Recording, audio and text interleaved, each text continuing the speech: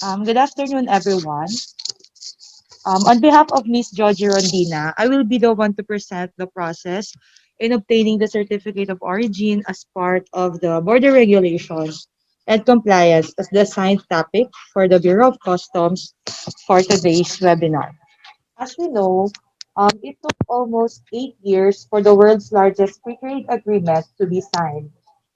The Rcep negotiation was formally launched by the leaders of the 10 ASEAN member states and 6 ASEAN FTA partners at the 21st ASEAN Summit and related summits in Phnom Penh, Cambodia in November 2012. The objective of launching Rcep negotiations was to achieve a modern, comprehensive, high quality, and mutually beneficial economic partnership agreement among the ASEAN member states, AMS, and AFPs.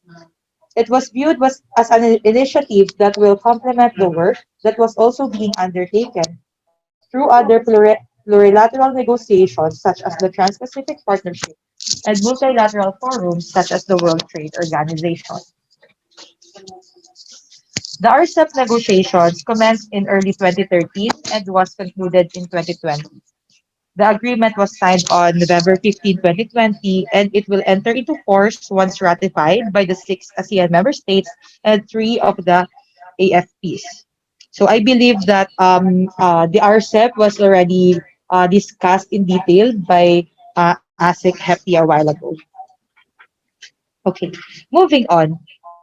Um, the rules of origin or the ROO chapter determines which goods are originating under the RCEP agreement and therefore eli- eligible for preferential tariff treatment. ROO are established to provide criteria that distinguish between originating and non-originating goods. So when we say that it is originating, these are the goods that satisfy the ROO requirements under Article 26 of the ASEAN Trades in Goods Agreement or the ATIGA. So now let's proceed to the product evaluation. So as part of evaluating the goods for export, one thing that we consider the PSR or the product specific rules in which for each HS code, there is a corresponding criteria that need to be followed in order to determine if the goods will qualify for the CO issuance. Exporter cannot avail of the concession rates or the lower tariff rates if the exporter cannot comply on the rule depending on the FTA. As we know, we have different free trade agreements like the ASEAN member states, which is ASEAN member states po ay nakikipag-usap sa ASEAN Plus 3. Yung ASEAN Plus 3, we have the China, South Korea, and Japan, and we have FTAs for each. Then came the ASEAN Australia, New Zealand, then ASEAN India. Today, we have the ASEAN Hong Kong FTA. We do also have the bilateral agreement, the Philippines Japan FTA, and also the EFTA, which includes the Switzerland, Norway, Iceland, and Liechtenstein. So that is our FTAs. Okay. So what are the steps in customs clearance process? As shown in the screen, these are the process for the pre-evaluation of export goods of export product prior the issuance of the certificate of origin. Of course, we need the classification, the determination of the value of the goods, and of course, the country of origin. So the first thing that the exporter needs to do is apply for pre-export evaluation and submit all documents to the Export Coordination Division. So what are these requirements that need to be submitted to the Export Coordination Division for product evaluation report? Of course, we have the company profile, the manufacturing process or the manufacturing flow chart, the list of raw materials used in the production of the goods, and the cost analysis wherein um, all the costings should be indicated in the cost analysis.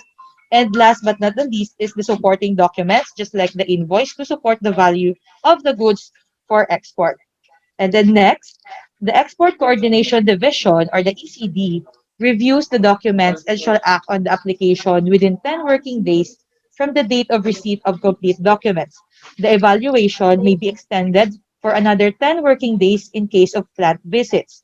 So today po, hindi kami ang ECD po hindi masyadong nakakapag-conduct ng plant visit because of the situation that we have right now due to COVID-19 pandemic. And of course, we do also observe the health and safety protocol of everyone po. And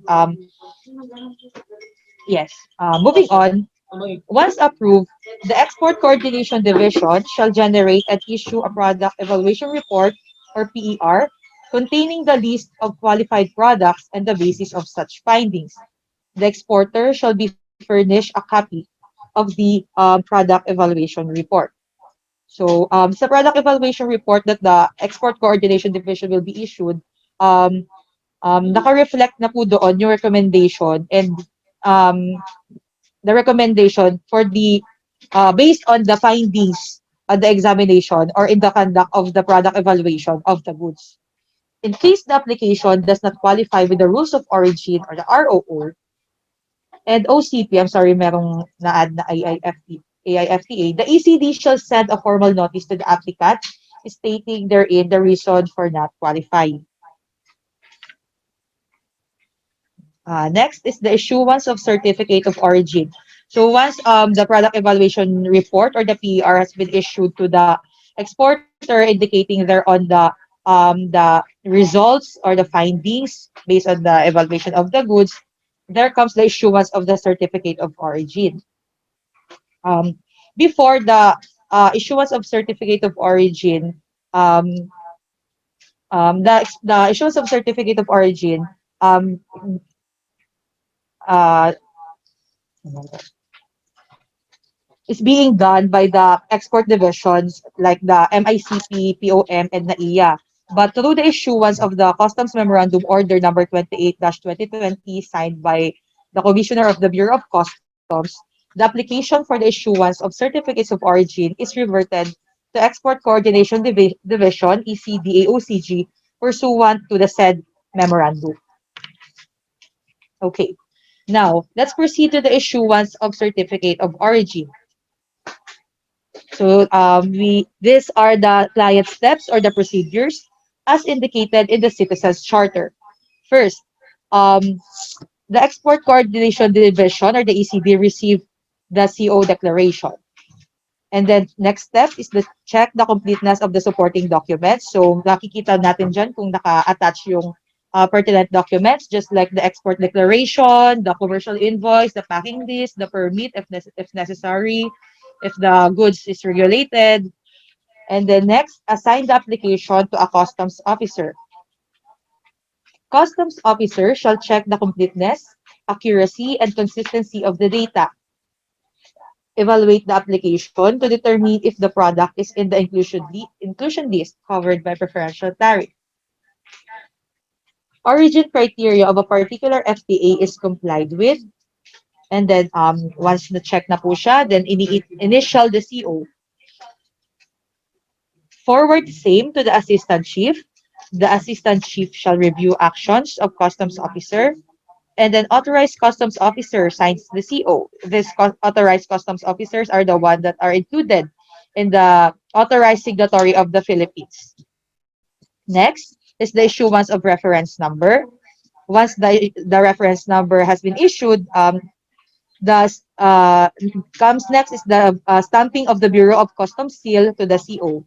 And then we segregate the copies of the certificate of origin and then release original and duplicate copies to the applicant. Oh, okay, that would be the end of my presentation. Thank you everyone for listening. Magandang hapon po.